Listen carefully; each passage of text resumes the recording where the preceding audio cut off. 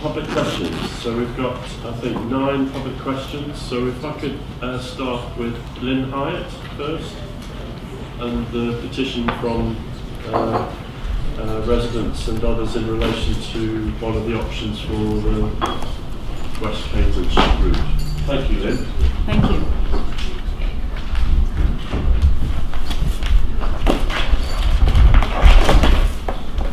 Thank you. We all recognise that the current City Deal consultation on transport improvements is intended to be a high-level process, presenting outline ideas only and not firm plans.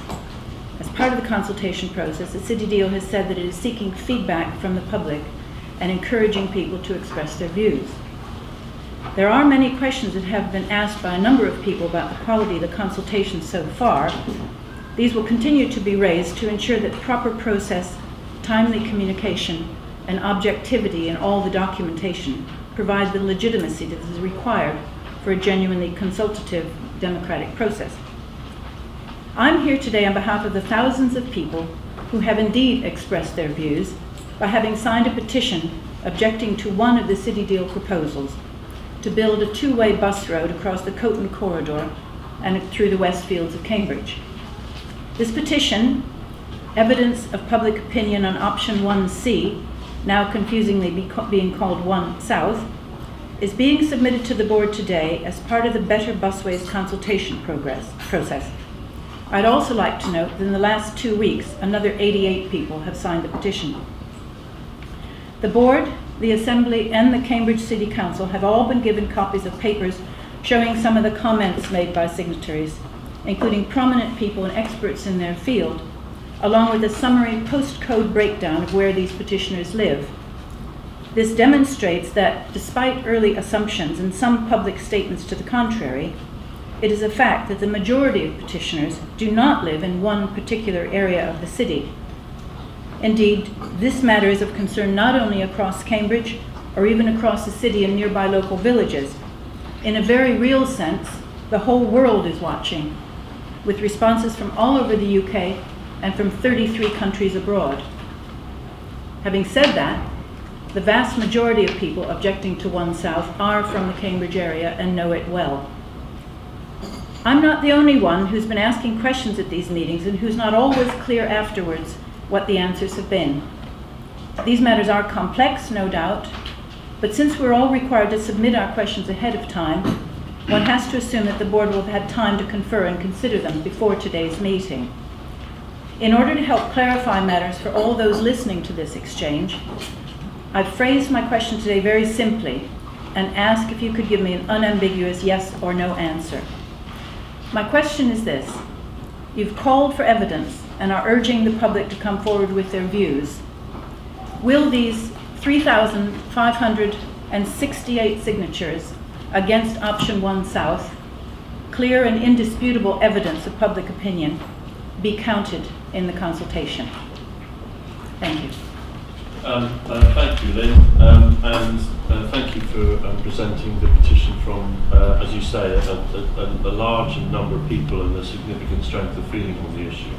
So the answer to your petition is that we receive it and we welcome the fact that you're sharing the views of a large number of people, and it will be taken into full account in the consultation.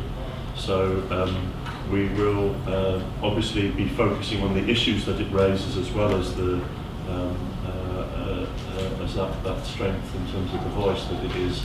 As you say, it goes beyond the area to the west of the city.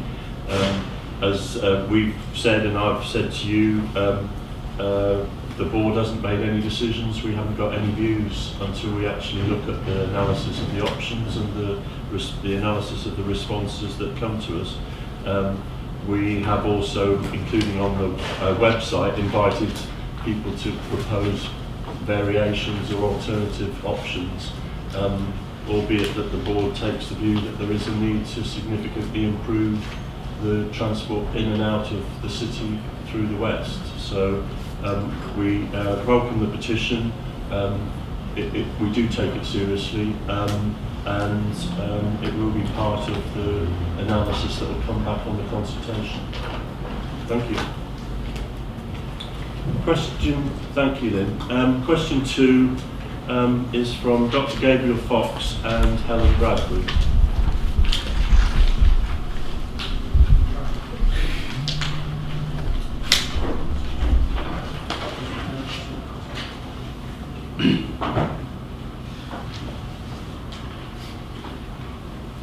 Thank you very much.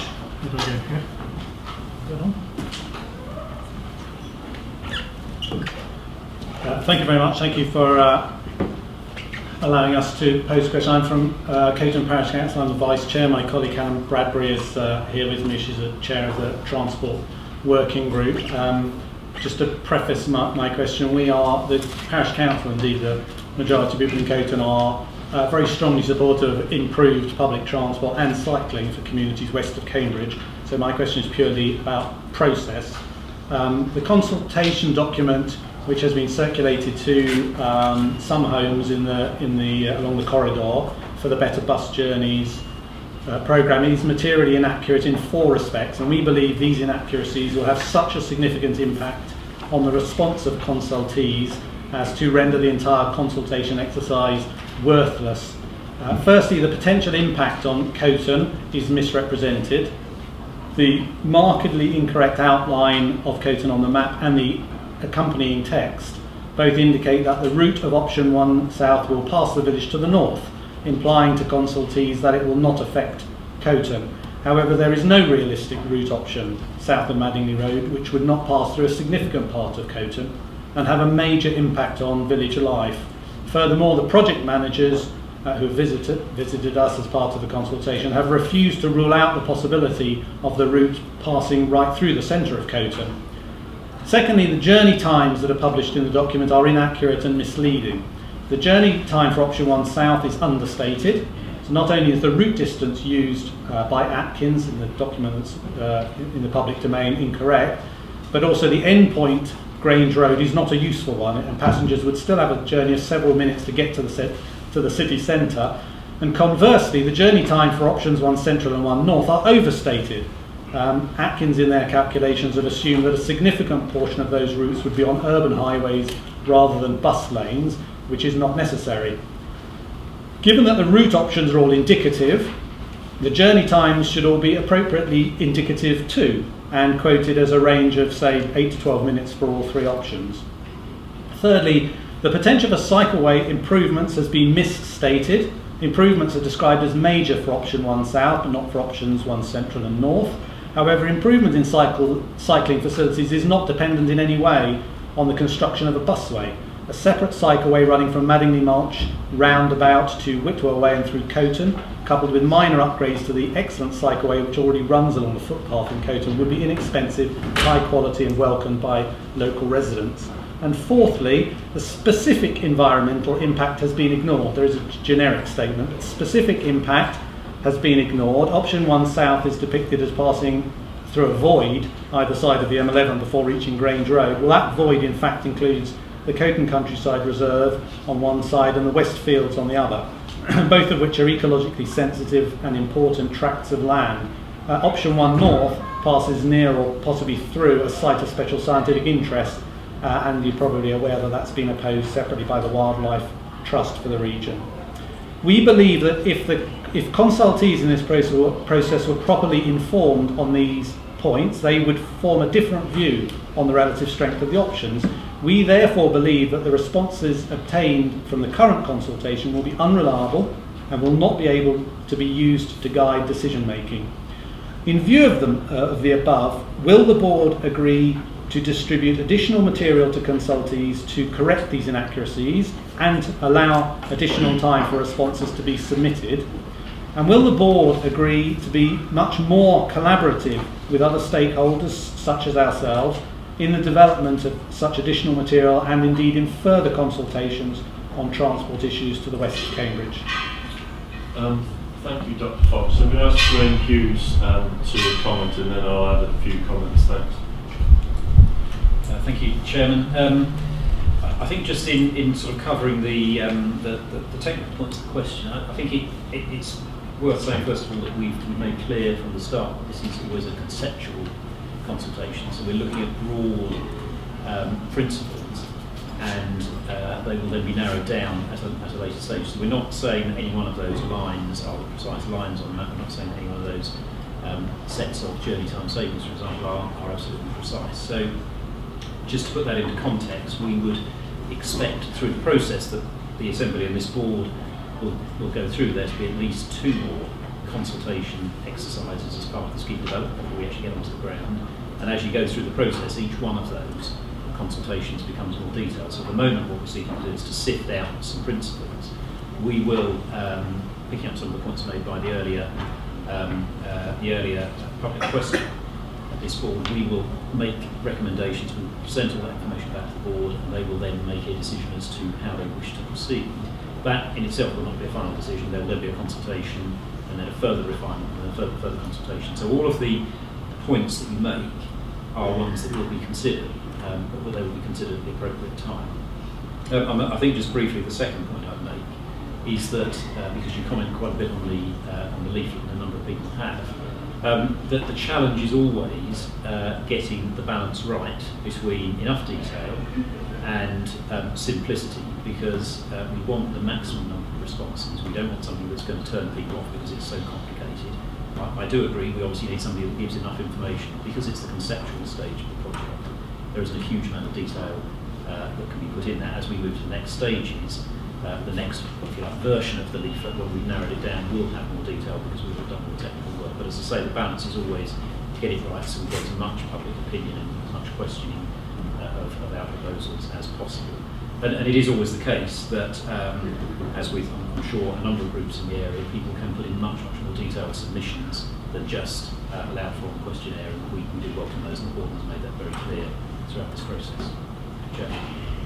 Well, I'd just like to add, Dr. Fox, that essentially the board's view has been that there were 3 options conceptually north of the existing Madingley Road, on or about Madingley Road or south. So whilst that sort of concept approach has, as you point out, strengths and weaknesses, we think it's a sound consultation.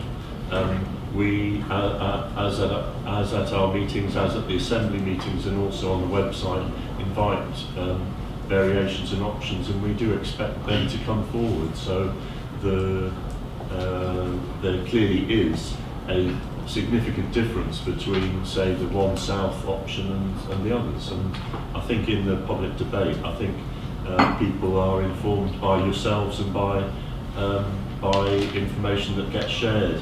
I myself was at the Coton exhibition listening to the points that people were making, and as I would say to Lynn Hyatt in relation to the Westfields, the environmental impact is a serious consideration in judging that option. The financial impact of that option is a serious consideration as well, but the environmental impact is something that it will be looked at by the board on each of the schemes. So I don't think we're going to issue additional material. We do plan to undertake further consultation, and you and others will judge us by the analysis of the consultation at the end and the form that we bring back that to the Assembly and the board. We have a problem. We need to address the transport challenge of getting people in and out from the west of the city, having protected the Greenbelt, and we will have the local plan update published next week, and that will answer some questions that people might have about that. So we'll proceed with the consultation, and we look forward to the input of Coton Village, and we will look keenly at the interests of local Coton as we will at other people, because it is, with one of those options would have significant impacts on the coast. So thank you for asking your question, Dr. Fox. Anthony Carpen, question 3.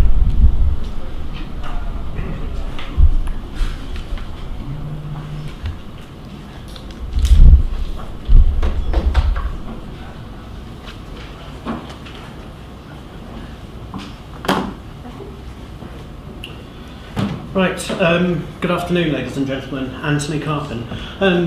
How many of you saw my blog post where I publicly announced the question that I was going to ask today? Can I just have a show of hands, please? Right, so Lewis did, but nobody else did. How many of you around this table are familiar with that cuddly toy behind me? You've got 3 minutes. Yep. Yep. Okay. Right, I'm not going to read out the question that was tabled, because I will take that as read from the papers that were in front of you. But this, the question came about as a result of a Twitter exchange. So I think you've got to ask the question that's been tabled. Yeah, that is the question tabled. I'm just elaborating on it because it stems from a tweet that you can see linked from Heidi Allen MP, who publicly stated that she was concerned about the functioning of the city deal structures. So basically the questions that I'm putting there, that I've put there, really set out a series of concerns and just encourage yourselves as board members, and for those of you who are on the assembly, to think about different ways of working that perhaps could potentially, for example, reduce some of the more adversarial exchanges that we've seen, I think in particular with the recent 2 questions, and to see if we can perhaps move to some sort of a model of more collaborative community problem solving, because there's something in particular with the assembly, which for me, having been to a number of those meetings, which something's not working. And I'm not the only person who's stated that. Ms. Allen MP has also stated that, and I just wondered whether you could address some of those concerns publicly. Thank you. Thank you, Mr. Carpenter. Just in terms of the side issue of Heidi Allen's comments, we continue to have a close working relationship with each of our MPs. So I'm not sure that her comments ally with the rest of your question. Some of the discussion we've had has been about consultation. Is it too much consultation, too little? You talked about it being unhappy with the structures, but I think her issue is more just that that some things were going slow, some things were going fast, and I think the fact that we are having a dialogue in November about congestion options answers quite a large part of her concern, that we needed to have that as part of the discussion also on the specific schemes. In terms of engaging, we go where we're asked to go, so we had a good discussion at the weekend on some of the smart technology. We members of the board and the assembly will speak at different events. So we have a dialogue, and I think in particular the discussion that we plan in terms of the call for evidence is an opportunity for people to contribute ideas. I think often, as I hope you'll see, when the community organises events, we're very happy to be on the community's ground.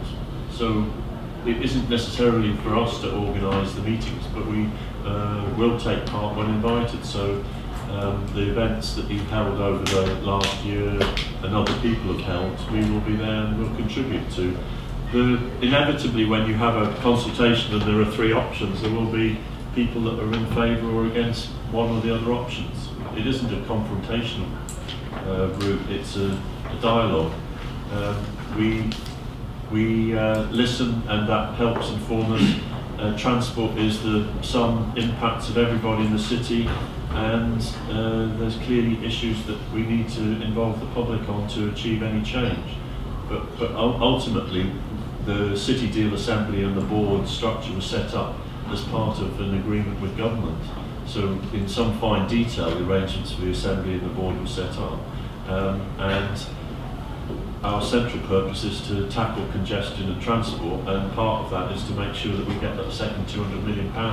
So I don't think we can communicate better, and we've got Tanya Sheridan as director of the City Deal.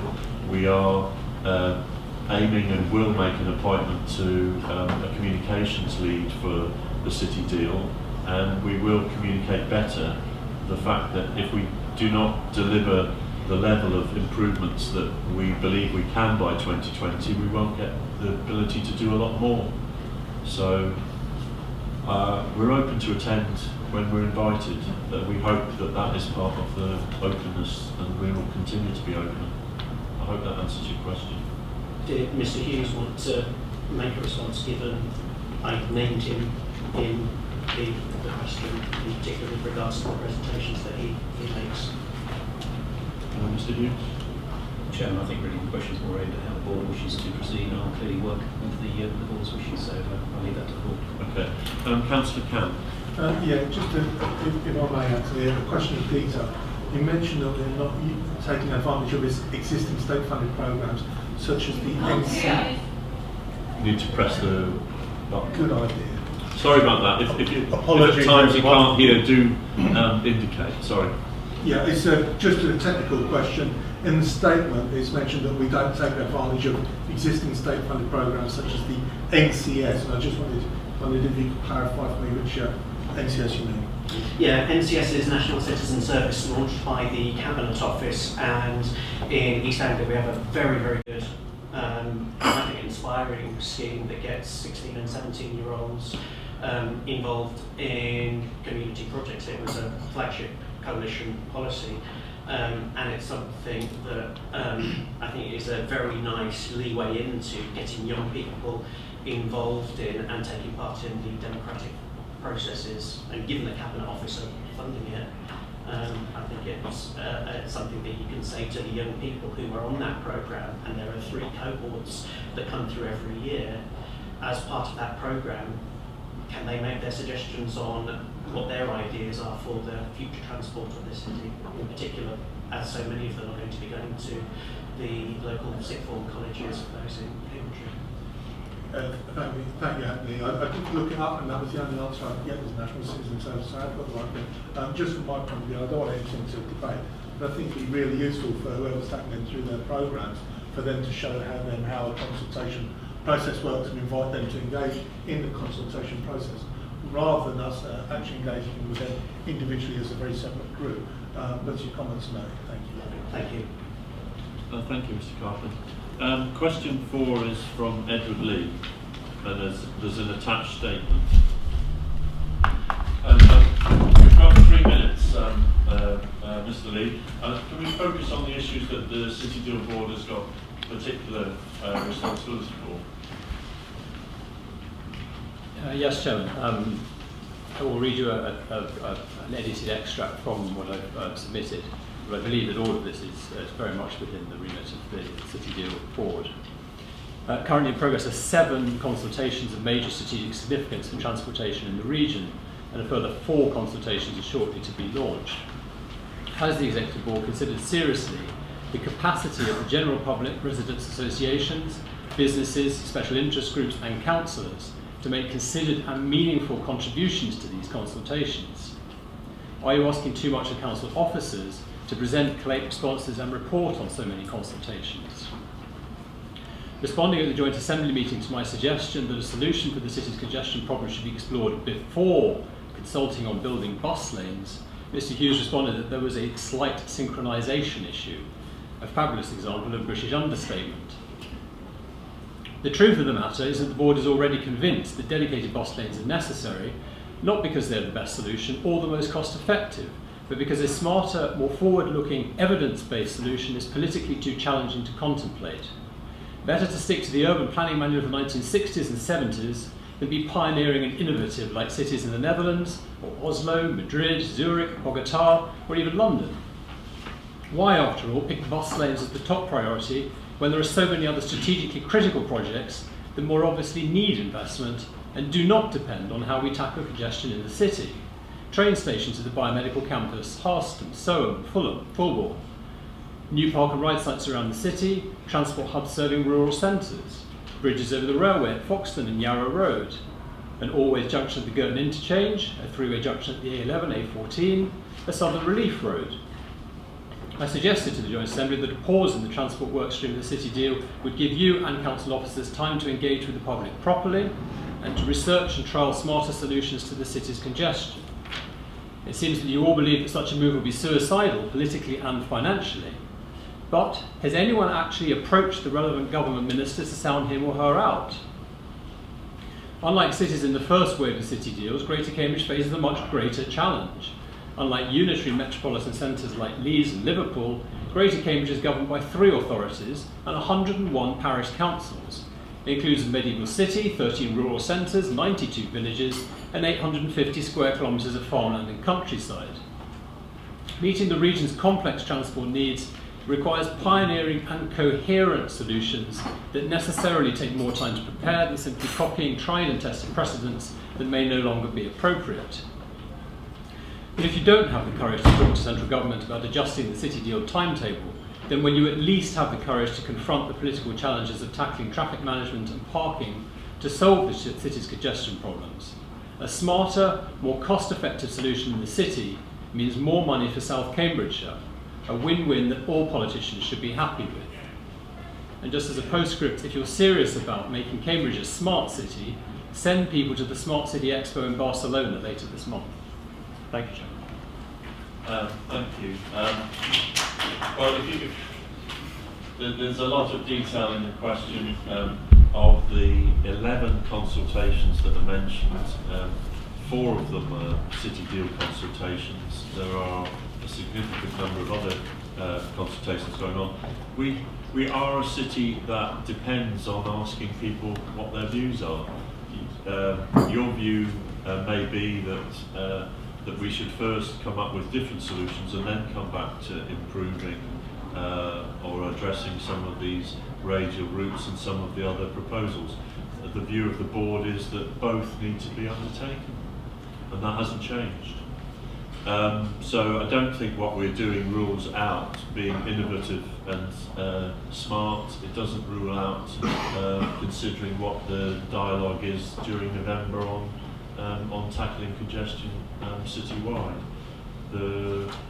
That's just a simple answer. I mean, in terms of the 7 proposals on the second page, clearly new park and rides are part of our agenda. We originally considered whether or not to include the bridges like at the Foxton railway crossing.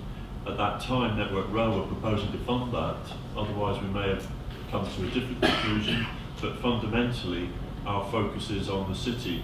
The county council still has a dialogue. We still have a dialogue about 5 sort of the road options. But we're not here to build new roads outside Cambridge.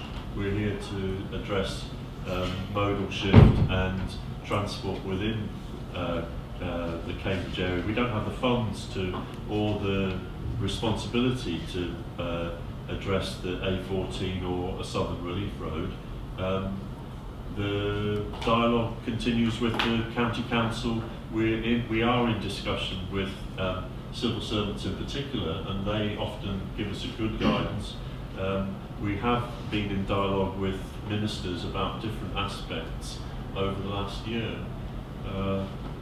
We haven't had any indication that ministers want anything different than what we've been proposing, but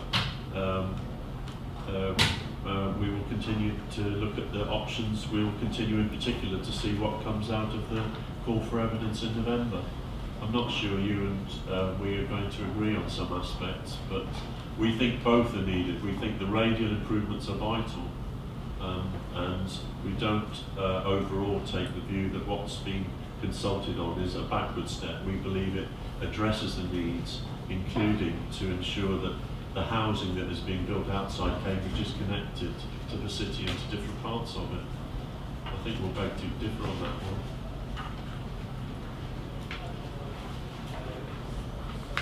one. Question 5 from Stephen Coates.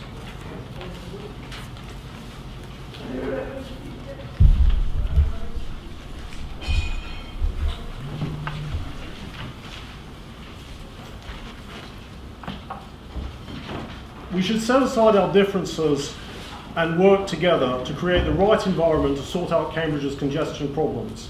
However, to build consensus, we must first try to address what I call the trust deficit with the local community.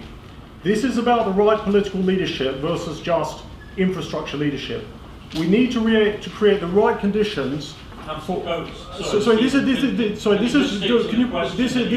This is directly relevant to my question. Well, Sorry, every time I ask a question, you interrupt me, and then I can't ask my question. This is directly relevant to the question. Can we just stick to the question that you put on the paper? Mr. Okay, Coates? let's go. Can we reset the clock, please? Because last time I asked you a question, you interrupted me in the same way, and I think that's also prejudicial. So can we please reset the clock to 3 minutes so I can actually resume my question properly, because you've interrupted me. Stephen, you have a question in front of us. Can you focus on that, please? What is the point of us asking people to submit questions if you don't actually ask the question you've submitted? The question relates to procedure. People have not got leaflets yet. There have not been ecological heritage concerns. Meetings have not been advertised. Locations have been set where old people cannot attend meetings.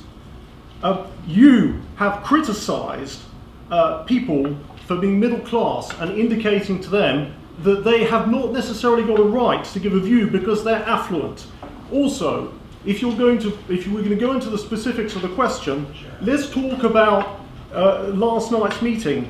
I asked Adrian Shepherd, who is the project manager, about the timings. The fact What is your question? You've got a question that you've asked us to answer, and you're not asking that question. The question in plain terms is similar to the Cozen question, which is, for Area 1 Central, you have said the time is 14 minutes. For Area 1 South, you have said the time is 7 minutes. The point is that leads people to select Area 1 South because it is deemed to be more attractive. And most of the people receiving the leaflets are in places like Camborne, who will be making a decision based on times. And when I asked Adrian Shepherd the question last night, he did not even know the basis of the Atkins data. He did not know anything about it. And the point I'd like to make to Graham Hughes is that if you're out there in the public domain saying that Area 1 South is a bus-only road, when you know perfectly well that as soon as it gets to Grange Road, it's actually going to be on road as well, but you also make that route 700 metres shorter. The point we're making, Cozen making, is that is misleading because you're not presenting it on a like-for-like basis.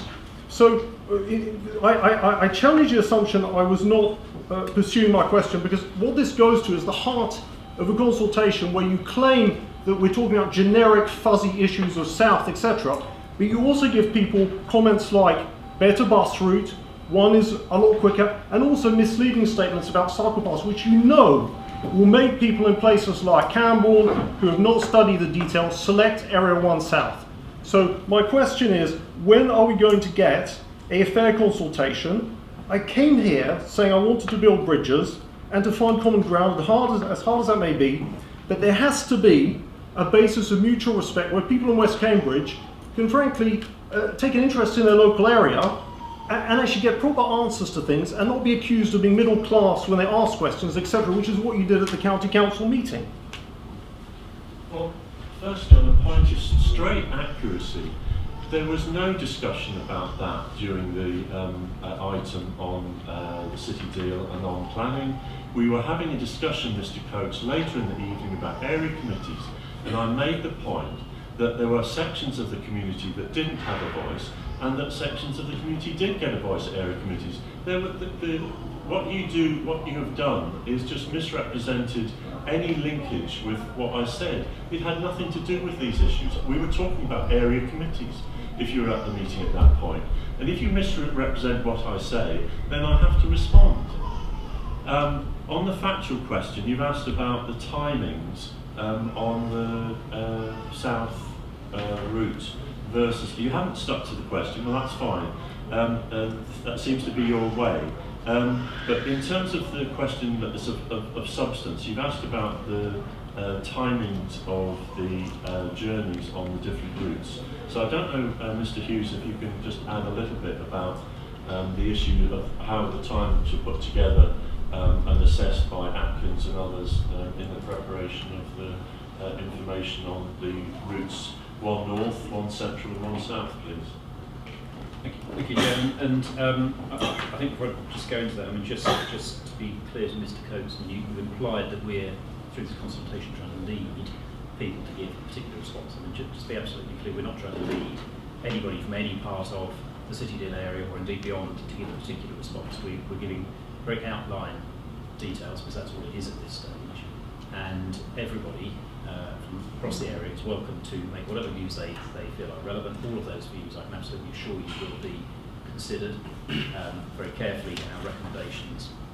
And the report that comes back to the Assembly and the Board, and it will be quite clear from that report who has said what organisations have said, what sort of comments have been made, and how that's been taken into account. So we're not trying in any way to lead the public. As I said in relation to one of the earlier questions, we're trying to get the balance right between, at this stage, simplicity to enable as many people as possible to engage with the process and giving enough information for at least people understand the relativity. So picking up the point raised by the Chairman, what about the journey times is that they are there to show relative differences. And I think you were probably at the first board assembly meeting when this was discussed, and I made the point that if we just take these three concepts simply as what we would call online, which is down the existing road, somewhere to the north and somewhere to the south, and we've, in the course of doing modelling work with Atkins, identified very broadly what the relative differences could be in terms of journey time. And broadly speaking, if you put a bus on a road, a congested road, it goes slower than if you put it on a bus lane, which goes slower than if you put it on a completely dedicated route. So that's been the basic principle. You're absolutely right about, if you like, the level of details. You make the point about precisely where the bus route come out and how does it work its way into the city. Those details are not finalised, and we've made that very clear throughout. So these are, at this stage, only concepts. As I said in relation to the previous questioner, or one of the previous questioners, we will come back with more detailed information and a recommendation to the board in terms of how they proceed. I've been very clear in all of my responses to say that our recommendation could be a hybrid. It could potentially be something different depending on what comes out of this consultation. In fact, I think I've probably said that almost always when you look at the outcome of these processes, it is going to be a hybrid because there is no detailed scheme at the moment. So it will be something that will develop on the basis of all the responses that are made. So they are all really helpful.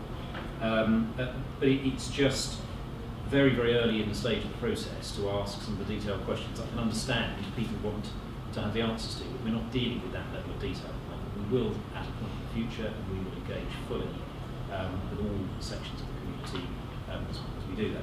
Just very briefly in terms of the meetings, I actually think they've been well publicised. I think there have been issues around how people have, shall we say, taken those meetings. They've never been billed as public meetings. They've always been billed as exhibitions, which mean that they are there to provide information, but they're not sort of open public meetings. We try to resource them as best we can, and we've got a limited resource with lots and lots of meetings necessary, but we do try to give as much information of those as possible. There are contact details on the leaflet, so if there are any specific issues that people wish to discuss, they can contact us.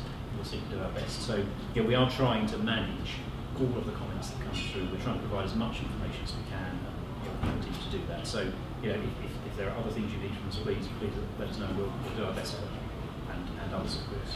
Okay. Thank you. Question 6 from Sarah Street. Thank you.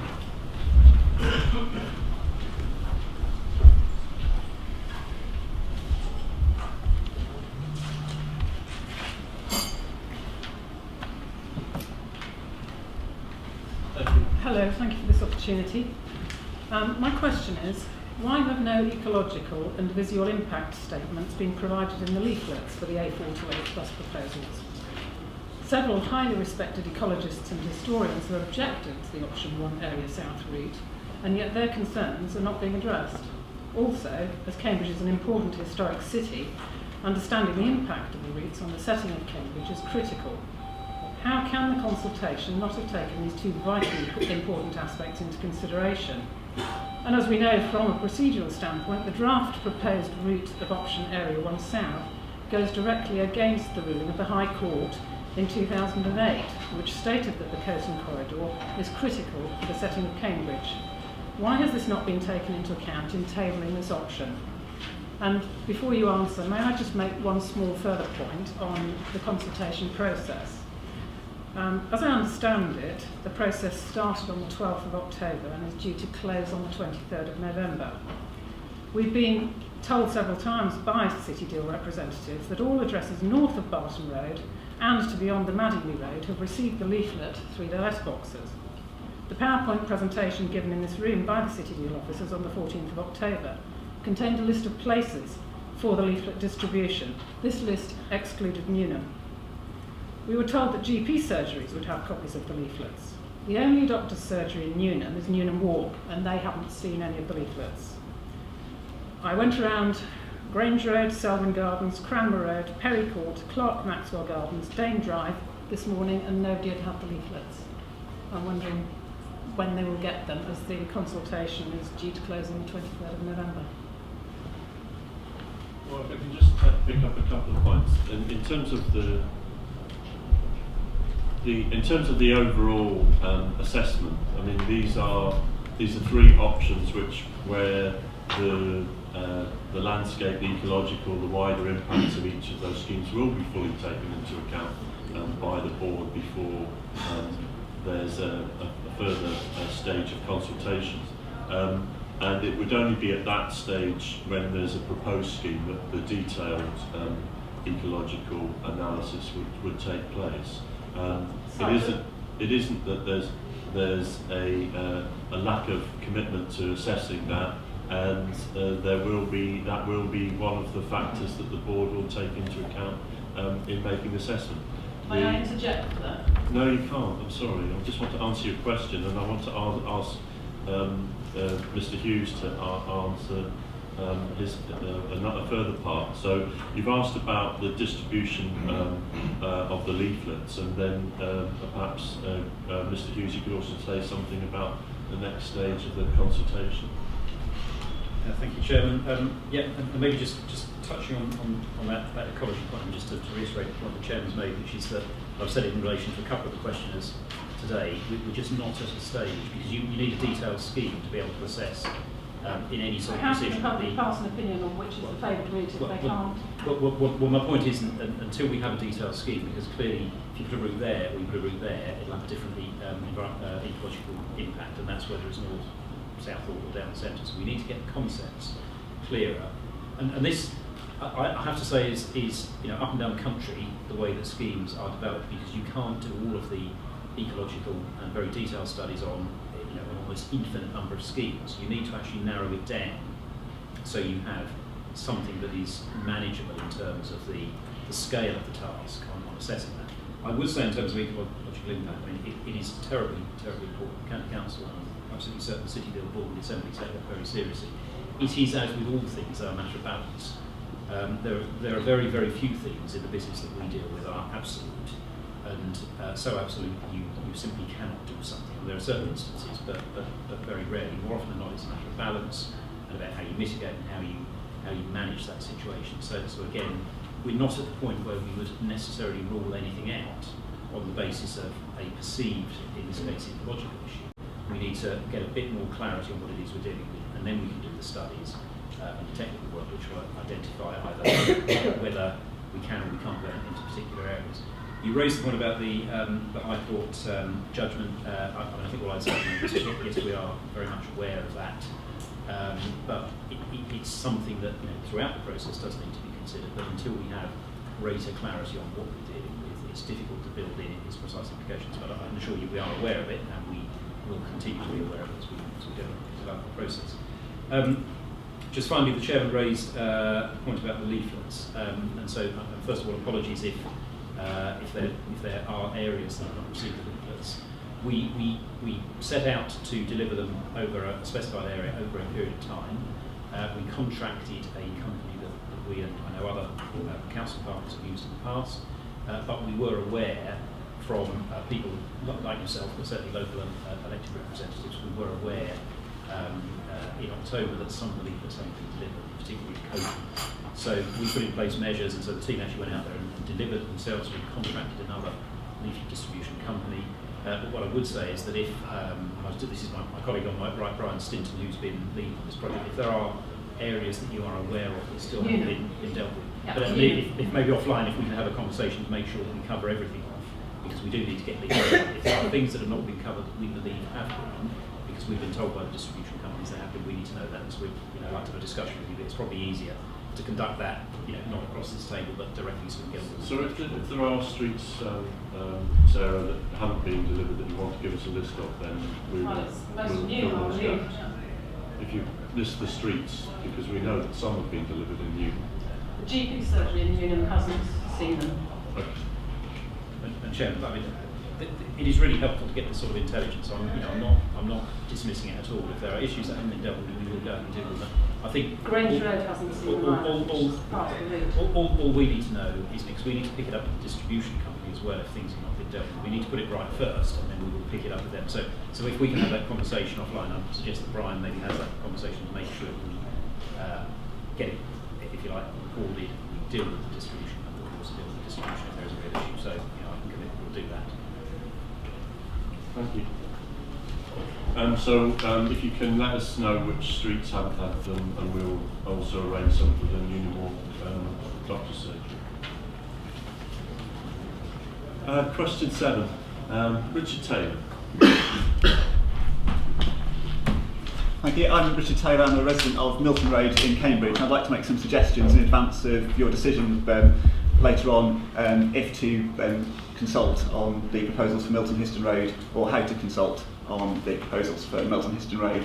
I'd like to suggest that you give Cambridge's area committees the opportunity to take a role in the consultation and give them the same standing as Milton Parish Council. I'd really like to be able to see these proposals discussed in front of my local councillors at a public meeting. I think it would be very odd if I had to go out to a Milton Parish Council meeting, go out of the city to see a presentation of these proposals at a public meeting. I'd like to suggest that you put notices on the trees on Milton Road which could be affected by these plans. I think that would be a very effective way of raising the profile of this this consultation, and I think that if it was the city or the county through the city doing proposing removing trees, then there would be notices on the trees. So I think that would be the right thing to do. I'd like to see the relevant traffic modelling data being published as part of the consultation. I'd like to see what the County Council think will be the impact of closing some of the junctions. If this information is available, I think it should be published. Presumably the County Council know what impact it thinks would be had by introducing an outbound bus lane, for example. If that data is there, I think it should be published, and as this goes along, if some of those models are validated by doing experiments or trials, then we should have that data published as well. I'd like to suggest that you run the consultation so that it can be a deliberative consultation, so you can publish people's responses as they come in, so other people can then comment on them. But that's something which happens in some consultations that happen in local councils. I think it should happen here. And my last point is to suggest that the City Deal Assembly's planned work on options for landscaping, and particularly Milton and Histon roads, when that work is done, that the consultation should point to it and should say that this work is happening. So essentially all of what I want is an effective consultation, and for people to be able to respond on an informed basis. Thank you for your suggestions. Graham Hughes, if you could just answer the five points that are there, and then I'll add a comment or two. Thank you, Chairman. And I think, Mr. Taylor, we can agree with a lot of the points you make, and I think they're things that we would plan to do anyway. Just for clarity, going down your list. So, the first point you make around the area committees taking a role in consultation, very, very happy to do that. I mean, I would just point out that the area committees, in the way they're constituted, are different bodies to an elected parish council in the sense of the nature of the body. But we're very happy to engage, present, and answer questions at an area committee meeting. So I think that hopefully covers your point. In terms of placing notices on individual trees, I mean, when you talk about as part of the consultation, I assume you're talking about this consultation, that's not something we would do. The reason is that at this stage, we haven't got a scheme. We've got a series of options, a range of options, so it's not possible to say which trees, because it depends on ultimately which scheme is chosen. Even when we get to the next stage, we wouldn't normally do that, because it would be included, if you like, in the plans and to show where the scheme will impact on trees. And the other thing to to say about that is that no doubt, and I mentioned in relation to one of the earlier questions, on each of these schemes there will be at least 2 further consultations. No doubt one of the things that we'll be looking at as we go through the process is avoiding impacts where they are going to be severe, if you like. So we may come forward with a set of proposals and then they be modified through the board process. So it's quite a fluid thing to get to a final stage, but as we, if you like, firm up the details of the scheme, then the impact on a range of things, including trees, will be indicated, but not on the trees themselves. In terms of publishing relevant traffic modelling data and conclusions, I think we generally do that anyway, and all of that information that underpins these schemes will be available. I think I took from what you were suggesting there, you were, I think, implying things that maybe we haven't done or we won't be doing as part of this scheme. So I can't commit to you that we'll do things that everybody wants us to do. We will do things that are necessary to develop the schemes that are being developed, and we're open with all of our information. We're happy to publish that. You talk about running the consultation in a manner which enables deliberation and so on. I think what I'd say to you is that we seek to run objective consultations where everybody can make their views known. We assess them rigorously and we report on them. So I wouldn't suggest to the board we go down the route that you're talking about, but everybody has an equal say in this process, and everybody can actually say whatever they want about these schemes, not only on the questionnaires that will be available online, but also in terms of individual submissions. And we find that generally for transport consultations, that is the best way of doing it. That's the normal way of doing it. And then finally, you point out to the issue raised by the Assembly, and clearly that will come up later on in this agenda when the Chairman of the Assembly reports back to this meeting. But I mean, just for clarity, the officers did say at the Assembly meeting that we welcomed the suggestion that members of the Assembly would put forward, and that we would work with the Assembly to secure the expertise that was being suggested. So subject to the board's decision today, we're happy to go down that route. So I think we're scoring a yes on 3.5 there, and I think on the trees issue isn't at this stage, so we'll come back to that when we've got a proposed scheme. In terms of the commitment, I mean, I think that it was going to be an issue anyway for the area committees to contribute to, but I think having an exhibition before for a couple of hours, as well as having it at a specific area committee, and the fact that whilst there are 2 separate schemes, there will be a combined consultation on Histon Road and Milton Road done through that route. Okay, thanks. And we'll be coming back to this issue because it's an item on the agenda. The next question is number 8 from Stacey Weiser from Cambridge Past, Present and Futures. Future.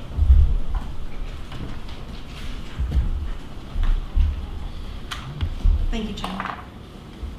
In common with other presenters, Cambridge PPF is concerned about both the consultation overload and the sequence in which matters are being addressed. The quantity of consultations running at the same time does not equate to impressive levels of productivity by the City Deal team. In fact, it appears a more fragmented approach, awash with uncertainty over how to address the traffic congestion problems. Cambridge PPF highly recommend that the City Deal Board provide a forward schedule setting out the timing of forthcoming consultations, making sure that these run sequentially and not concurrently to enable the public to provide well-constructed and considered feedback. It is illogical to run the call for evidence consultation to address wider Cambridgeshire congestion challenges after running the detailed and specific Camborne to Cambridge busway. This is a classic case of putting the cart before the horse. Surely the City Deal should first agree its overall policy and approach to traffic management, addressing the root causes of the problems before addressing specific symptoms. How can the merits of the Camborne busway be considered in isolation from the rest of the city's needs when there is such a policy vacuum in the center? This irrational ordering offers little confidence in the professionalism of the City Deal team, nor its ability to competently allocate funds in order to adequately alleviate the problem. This is a once-in-a-lifetime opportunity to create an innovative solution to relieve the city's chronic congestion, yet the process to date has been piecemeal, harried, and disjointed. Cambridge PPF urges the City Deal Executive Board to pause the current consultations. Priority should be given to the call for evidence on Cambridge congestion, to agree basic principles and methodology in order to create a policy framework. Once achieved, consultations can then run on specific transport issues based on a well-informed agenda. Thank you, Stacey, for your view. I think we followed a logic. We looked at all of the potential projects, and in that early period we assessed the priorities. We have pressure which is there to achieve results by 2019, or we will not be benefiting from a further £200 million. In any sensible world, we could argue that we should have a 10-year plan and £300 million and a clear opportunity to be open and flexible, but we have to deliver for tests that the Department for Transport will apply, or we will not get the funding we need. As in answer to an earlier question, we're doing both. We're both progressing schemes that we believe are needed and will be needed whatever choices are made on peak time congestion or addressing more systemic problems within the city. We're about to start a call for evidence. It's right that that's done in parallel. Timings aren't perfect, but the two discussions will relate and feed into each other. So the discussion and the openness of the dialogue that there'll be about addressing the wider problems of transport and congestion in the city will occur at the same time. So we think it's right that we do both. On the specific of sharing the consultations and what we expect to come forward, we're able to bring that onto as an item on the City Deal website, so that we'll make a list of what consultations we expect. So there are those that don't like the processes, there are those that don't like particular options being included in a consultation. We haven't made any decisions on some of those consultations.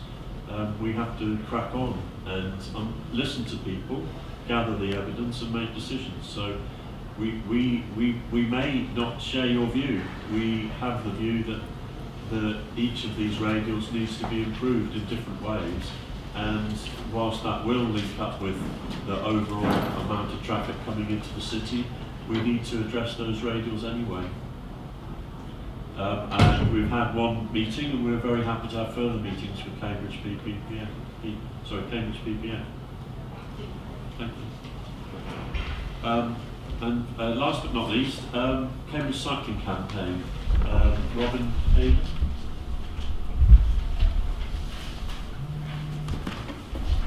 Thank you, Chair.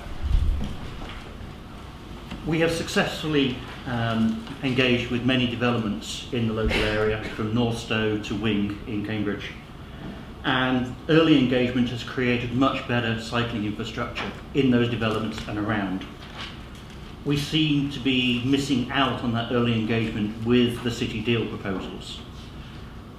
How can Cambridge Cycling Campaign be involved earlier in this process, such that the proposed junction designs, for example at Milton Road, Elizabeth Way Junction, could be designed to provide safer cycling conditions, whilst also doubling motor traffic over the proposed due maximum junction design, and also significantly reducing bus delays. And that's basically the question. I'll try to keep it short for you. All right, thank you, Mr. Hayden. Mr. Hughes, just on the linkages with the cycling campaign and the design of junctions and Mr. Hayden's other points. Yeah, thank you, Chairman. Well, I think this is a very, very helpful question. The County Council's always had, I think, a good relationship with the cycling campaign, and we don't always agree, and I think that's healthy, because we clearly have to balance, whether we're doing county council type schemes or city council, we have to balance a range of views, and rightly we'd expect the cycling campaign to be particularly focused on cyclists. But as I say, we find the input from the campaign really, really helpful. I think we did have early engagement on Milton Road and Histon Road, and we found that useful. If the campaign feels that there's if you like, more work we can do, we'll sort of have another chat to see how we can get you into that process. I mean, clearly we need to be fair to other people as well, and not give too much special treatment. But we always find, as I say, that the comments are constructive and helpful in our design. So I mean, I'm just looking to Brian Stinson. I've mentioned one of my colleagues who's leading on a number of these schemes. I mean, I'd suggest that we maybe the site team of the county just took a look at your colleagues' campaign to identify how we can best use your resource to try and help us reach that appropriate balance. So, you know, I think it would be very helpful. Okay, I mean, we are on the individual schemes. We're committed to getting your input because cycling is as important a part as, and they're often more important than some of the other options in the redesign. And we'd also, along with the input from other speakers this afternoon, we welcome your input into the broader discussion that we'll have in November as well. Thank you. Does the Chair realise that the gccitydeal.co.uk site is down at the moment? Well, I'll just have a look at it online and check, but it won't be down for long. I do know it's down there. There has been an IT problem. It's been brought up again. My understanding is that there's something to do with the hosting. I don't really understand these things, but there's something to do with the hosting, which I think it's been transferred into a different place. So I think in the short term, until the actual IT issues sorted, I think it's going to be more difficult for us to deal with immediate updates. We're aware, and our IT guys are dealing with it now. Thank you. We'll let you know when it's sorted out. Thank you.